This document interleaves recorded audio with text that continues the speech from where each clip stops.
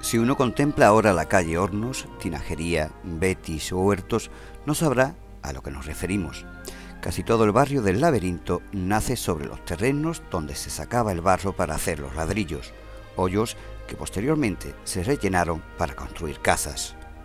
Cohabitando con el trasiego de carros y carretas trayendo leña y transportando ladrillos, dando origen a un gran comercio en la localidad. Un paisaje de tardes de humo de los hornos invadían nuestras calles con un olor a pino y eucalipto, que era mayoritariamente la leña con la que se cocían los ladrillos, aunque también se utilizaban ramas de jara y orujo de la aceituna. Estas ramas se transportaban desde los pinares y eucaliptales en carros muy parecidos a las carretas que se utilizan para la romería del Rocío. De hecho, la hermandad rociera conserva algunos adaptados al engache de bueyes. La leña que venía en haces se depositaba en la parte del foso del horno, delante de la puerta de la caldera, y recibía el nombre de cachifa. Desde arriba, la persona llamada garabato echaba los haces de leña y los cocedores los lanzaban al fuego durante el tiempo que duraba la costura de 20 a 24 horas.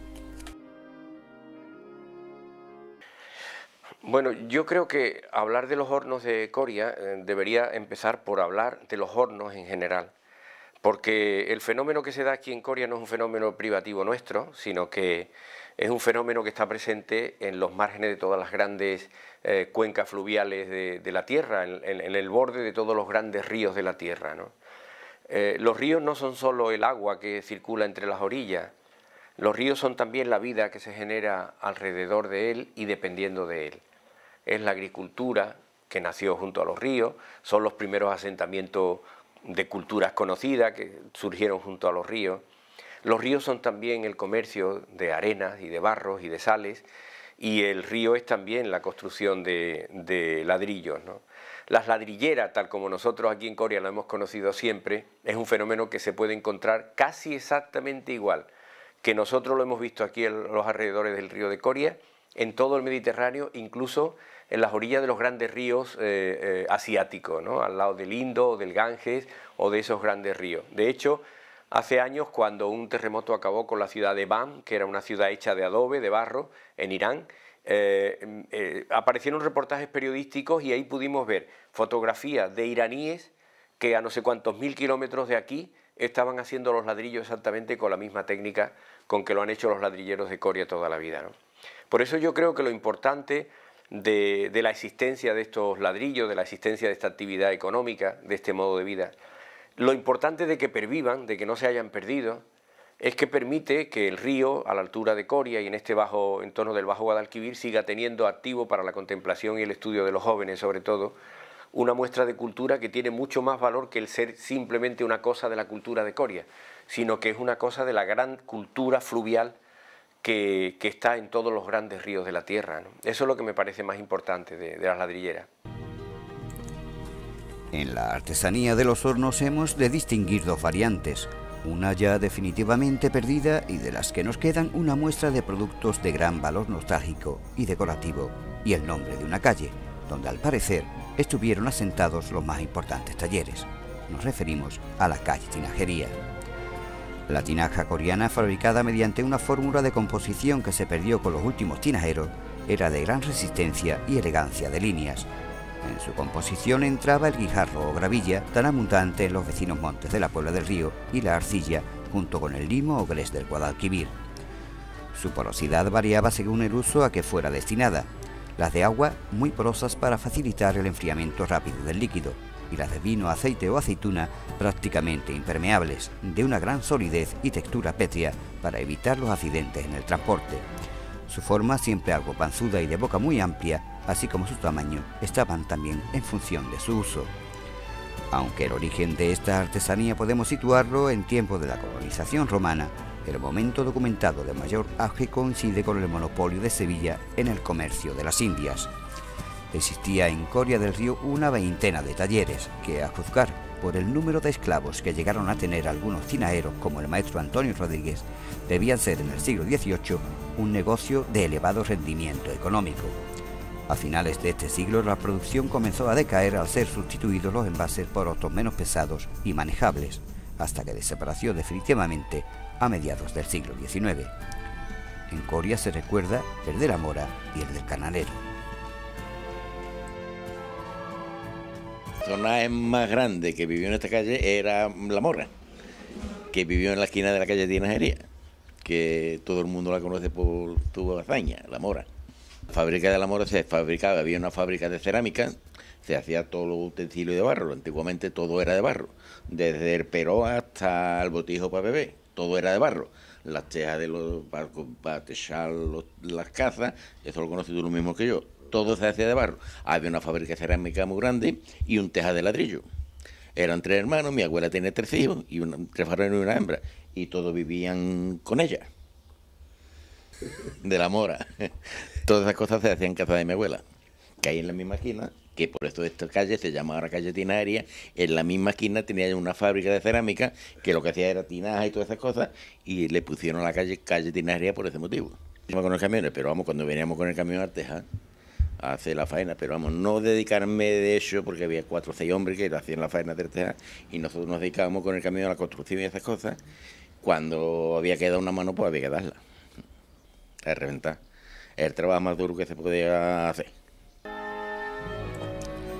La técnica para hacer las tinajas era la llamada de urdido y consistía en ir modelando las tinajas por tiras, no haciendo la siguiente tira hasta encontrarse seca la anterior, ya que de no ser así, la tinaja se deformaría. El tiempo de cojado entre tiras solía ser de 3 o 4 días, por lo que éstas se hacían en serie, y así el alfarero, cuando acababa la tira de la última tinaja, ya se encontraba seca la primera. Los instrumentos básicos para el modelado de las tinajas eran el mazuelo, la palilla, la media palilla, la cuchilla y el pico. Con la alpañata se realizaba el alisado que daba a la tinaja su característico acabado.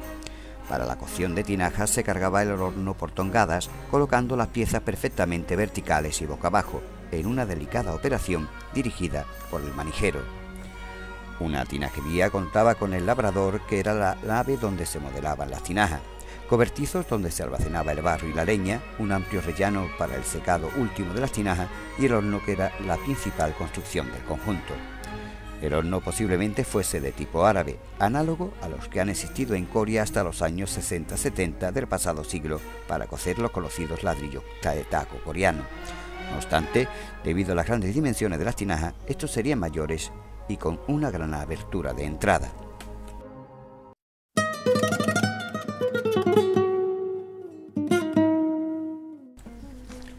El ladrillo ha existido desde tiempos inmemoriales. Allí donde no había piedras, se desarrolló la arquitectura propia del ladrillo, la cual no estuvo limitada por las técnicas propias de los sillares y mamposterías. Atendiendo a los vestigios encontrados en épocas recientes, se cree que tuvo su origen en Caldea, en Mesopotamia meridional. Desde ahí, su técnica de fabricación fue siendo heredada por su pueblo. Fue en este lugar donde el primer mes de cada verano era denominado mes del ladrillo. El ladrillo puede ostentar ser indicado como el más antiguo de los materiales de construcción empleado por el hombre. Su origen exacto se pierde en la nebulosa de las leyendas de las antiguas civilizaciones.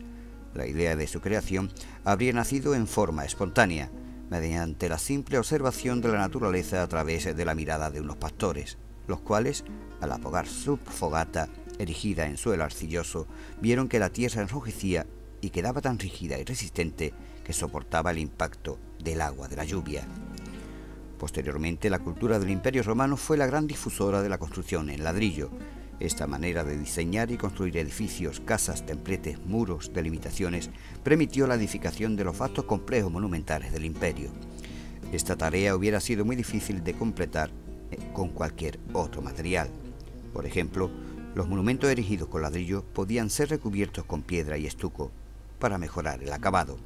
De esta forma, los romanos se convirtieron en los grandes difusores del uso del ladrillo, pues a su accesibilidad se añadía la posibilidad de producir grandes cantidades a corto plazo. Posteriormente, sus grandes difusores serían los árabes. Pues empieza por mi abuelo paterno, que era un alfarero de Triana, vino zortero a Coria, calculo que sería 1863, 64, 65, porque mi padre nace en el 68 y se vino a una alfarería que había todas las alfarerías de Coria, casi todas las alfarerías de Coria estaban ahí en el cuadro de cazas que hay ahora mismo, desde la esquina de la Mora, la plazoleta de la Soledad, el Arrecife y la avenida. Todo ese cuadro de ahí eran alfarerías. Y la arcilla, el barro, se sacaba de aquí, de toda la zona esta de aquí, donde está todas las calles estas de la Soledad, de la barriada de la Soledad, y de ahí sacaban la arcilla. Después mi abuelo se casa con mi abuela, entonces se traslada allí a toda esa zona de ahí donde es el hoyo del Canalero y todas esas de ahí, lo que tienen ahora donde está la barriada de San José, lo que tienen los de Antúnez y todavía la panificadora y nosotros ese terreno que tenemos ahí. Ahí se instala mi abuelo, ahí sus 4 hijos, 2 varones y 2 hembras, pues todos tuvieron ahí sus tejares y ahí se fabricó. Primero, en un principio, la alfarería de teja, de maceta, de todas esas cosas, y después el ladrillo, que es donde hemos terminado nosotros nuestra vida laboral, mis hermanos y yo. Y en Coria, en la fecha de los años, cuando nosotros dejamos de fabricar teja, porque empezaron ya a hacerse los techos de hormigón y eso, y ya la teja se dejó. Pues en los años 60 por ahí, de los años 60 para adelante, nosotros ya lo que fabricábamos era ladrillo. Hubo en aquella fecha aquí en Coria lo menos 25 o 30 tejares de ladrillo en aquella época, que quizás sería España, digo, en Coria, el pueblo donde más ladrillos coreanos se fabricaban en esa fecha. Y hoy todavía sigue fabricándose mucho en el otro lado del río. En este lado del río no quedan ya ningún tejado. Todos se quitaron. ¿Qué quiere que te diga más?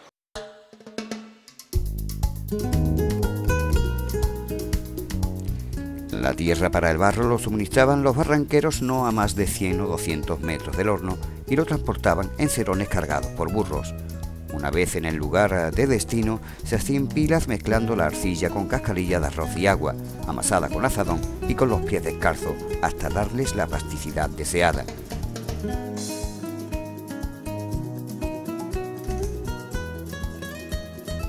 Ya preparado el barro, era labor de los cortadores que, agachados en cuclillas, ponían la gavera sobre arena extendida en el suelo y echaban la masa sobre el molde, alisándola con agua del albañal, que siempre nos llevaban a su lado.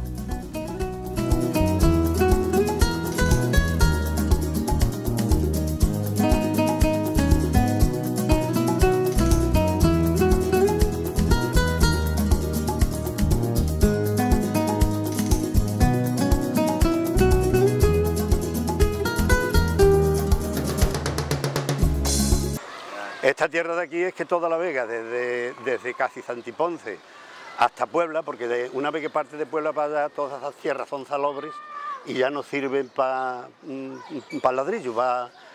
Y aquí a derecha e izquierda, casi desde Santiponce, desde un poco más para acá, llegando a Sevilla, todas las vegas, a derecha e izquierda del Guadalquivir, todo eso es arcilla. Todo eso sirve para ladrillo y para la alfarería.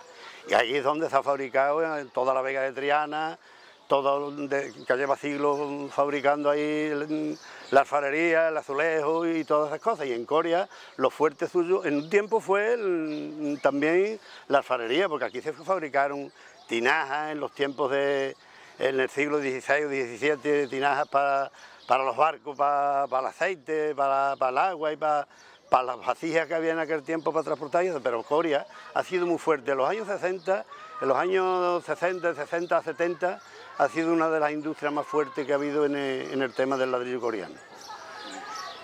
Y esto, aquí se sigue fabricando todavía, en el otro lado del río se sigue fabricando una buena parte de ladrillos de este coreano.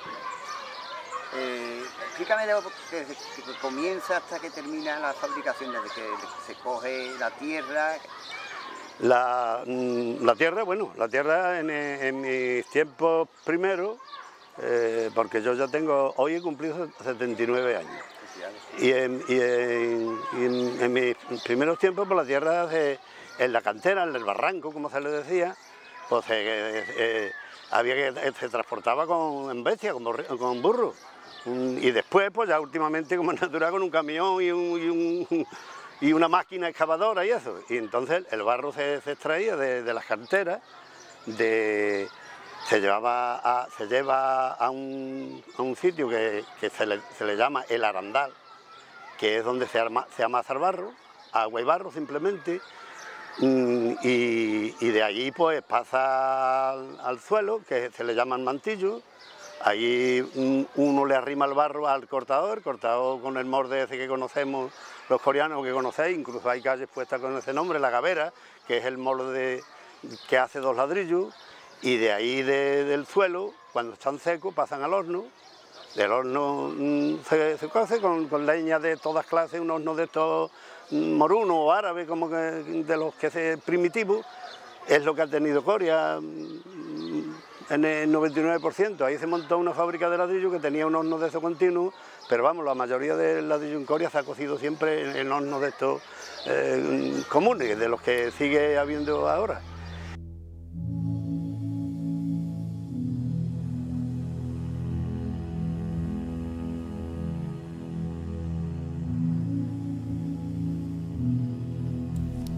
Es la especial calidad del ladrillo coreano lo que impide su transformación industrial.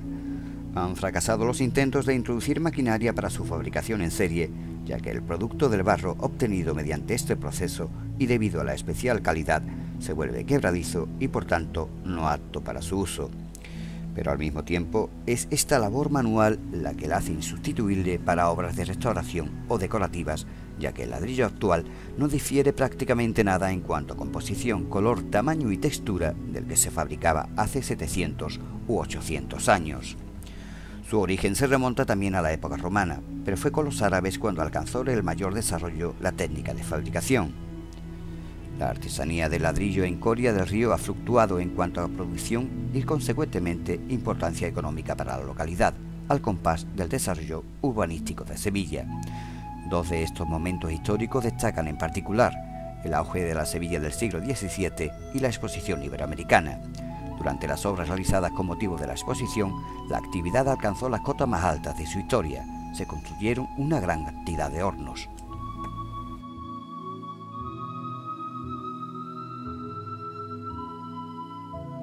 Y eso, cocerlo, a un horno de esos le sirven todos los combustibles que sea, lo mismo las ramas de pino, que una tabla, todo le sirve para cocer ese ladrillo. Ahí se cose ese ladrillo y ya está, no sé qué decirte más. Eso tiene muy poca ciencia, el amasar barro, hacer ladrillo, secarlo y cocerlo. Bueno, al primero se levanta, ¿no? Se seca un poco. Sí, pero el ladrillo en el mantillo se corta, si es en verano, por la tarde o al día siguiente, se pone de canto, que se llama cantear. Y de ahí, o se ponen en una pared para que se sigan secando, o de ahí del suelo se llevan al horno ya para cocerlo. ¿Cuánto tiempo tarda entonces un ladrillo en hacerse? Un ladrillo en el verano, a los 3 o 4 días está seco ya dentro del horno.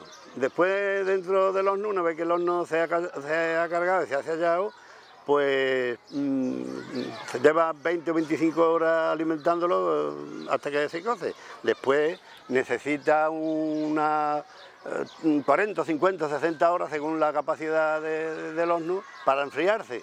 Y a descargar otra vez y cuenta de nuevo, a descargar y a cargar otra vez.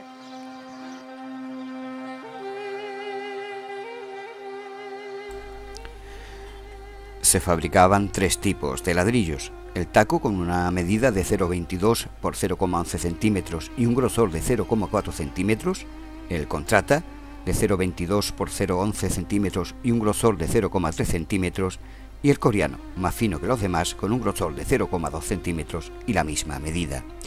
Este se utilizaba normalmente para suelos. Una vez el ladrillo duro se canteaba de dos en dos, es decir, se levantaba para facilitar su secado. Después se apilaban y ya era labor de los cargadores de introducirlos en el horno, que podían cocer algunos hasta 100 millares. La puerta del horno se sellaba con ladrillos crudos. Se llamaba entaquilado y se cubrían con barro y paja para evitar que el calor agrietara este. Ya el horno cargado y cerrado intervenían los cocedores manteniendo el fuego en la caldera el tiempo de cochura.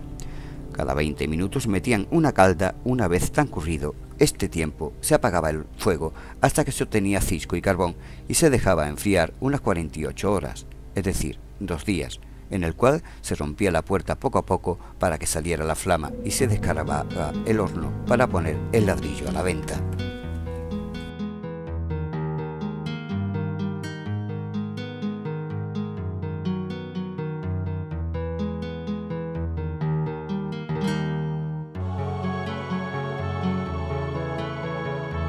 Un ladrillo en el verano, a los 3 o 4 días está seco ya dentro del horno. Después dentro del horno, una vez que el horno se ha cargado y se ha sellado, pues se lleva 20 o 25 horas alimentándolo hasta que se coce. Después necesita unas 40, 50, 60 horas según la capacidad del horno para enfriarse. Y a descargar otra vez y cuenta de nuevo, a descargar y a cargar otra vez. Vamos a ver, ¿para qué, en aquella época, para qué se utilizaban todo ese tipo de ladrillo? Todo se hacía con ese ladrillo, todos los muros de carga, incluso solería, incluso las azoteas llevaban, las azoteas que no tenían teja, que se hacían una azotea en vez de un techo de teja. Hasta ahí llevaban la solería de un ladrillo que se le dio el nombre de coriano, porque era un ladrillo que solamente se hacía en Coria en aquella fecha, que en vez de tener el grosor, que tiene un ladrillo para levantar un muro, que es de 3,5 de grosor o 4, este tenía 2 o 2 y pico para no darle mucho peso al techo. Hasta incluso las azoteas llevaban ese ladrillo. Todos los muros de carga, todo se hacía con ladrillo taco. ¿Cuántos tipos de ladrillo había? Había, en un principio yo conocí 3 ladrillos, que era ese, el coriano, porque se empezó fabricando o se fabricaba casi exclusivamente en Coria. Ese coriano que era para la solería, uno que se le decían ladrillo de contrata porque también estaba entre el grosor del coriano y del ladrillo taco. El taco es el corriente, con el que se hacen los muros y eso. El taco ese suele tener entre 3,5 centímetros y 4. El contrata, que se hacía para tabique, que entonces como no había ladrillo hueco, no había racillas ni nada de eso, para tabique el contrata. Y el taco para el muro, el contrata para los tabiques, adiós. Y el otro, el coriano, ese finito, para los techos. ¿Y las tejas? Las tejas, pues, para cubrir los techos. Pero me refiero, ¿cómo se hacían las tejas? Las tejas, bueno, Manolo, las tejas es difícil de explicar, porque las tejas se hacía una teja se hace en 2 piezas. Primero se hace una pieza de barro, que es como, digamos, una taza, por ejemplo, con un pedazo de barro que se le deja debajo, se saca el zoo, y cuando esa parte de arriba, esos 10, 12 o 14 centímetros, que está ya labrado, que lo ha labrado el alfarero, se saca el zoo en un suelo regado para que no se seque la parte de barro que tiene debajo. Entonces, cuando esa parte se ha secado, se vuelve a llevar al torno, el alfarero lo pone boca abajo, lo vuelve a abrir y tira, y hace un tubo un poco cilíndrico, un poquito más ancho que debajo que arriba. Cuando está semiseca, con un cuchillito de esto de cocina, se le lía un papelito o un trapito y se le deja nada más que si el grosor de la pared de ese tubo suele tener 8, 9 o 10 milímetros, este se le deja 5 o 6 milímetros, pega un corte para que no lo cale. Un corte arriba y abajo, cuando está semiseco. Y entonces, cuando se seca del todo, con un pedazo de palo, con una maja, se le va tocando y se van abriendo. Y la teja, claro, al ser cilíndrica, una enchufa dentro de la otra. Ese es el proceso de una teja. Y una maceta, un cántaro, otra cosa, pues eso, la habréis visto montones de veces como en el torno. Nosotros tuvimos los únicos alfareros, porque yo me metí muy pocas veces en el torno, yo siempre estuve en el ladrillo taco y eso. Mi hermano Manuel, el mayor, era el alfarero cuando murió mi padre. Mi hermano Manuel fue el alfarero. Mi hermano Manuel ha sido el último alfarero de Coria del Río, que murió hace 3 años con 69, 68, 69 años que tenía. Y eso, en nuestra casa, mi abuelo, mi padre y mi hermano han sido los alfareros de esas 3 generaciones. Y mi vida, 60 años de vida laboral que yo he tenido, porque al nacer yo en esa alfarería, lo mismo que mis hermanos, yo soy el menor de mi familia, y al nacer en la alfarería, desde que podíamos con una teja, con una maceta o eso, estamos trabajando, porque ese trabajo estaba en la familia. Además mi padre murió cuando yo tenía solamente 5 años, y entonces toda mi vida laboral ha sido ahí, pero yo más que nada lo que eso es cocer ladrillo. Ha sido mi casi cocer y meterlo en el horno y sacarlo. La cocción de la teja era igual que la de ladrillo. Necesita menos tiempo, al tener menos pared, ¿comprendí? Pero en el mismo horno que se cocía, cuando nosotros hacíamos las dos cosas todavía, que hacíamos teja, pues cargábamos el horno tiene a lo mejor 4 metros de carga, de altura. Pues le poníamos 3 metros, 2 metros y medio, 3 de ladrillo debajo. Y encima iban las tejas, porque el calor, como es en una caldera, en un horno de estos, en la caldera, mientras más cerca esté de la caldera, más temperatura coge. Entonces, como la teja necesitaba menos, pues la teja la poníamos siempre arriba. Y nosotros tuvimos también un horno, teníamos 2 hornos, uno para el ladrillo y otro para la teja. Este más pequeño sí iba cargado a lo mejor entero de maceta, de cacharrería, de teja, porque necesita también menos cocción que el ladrillo. Al tener las paredes más finas, pues necesita menos.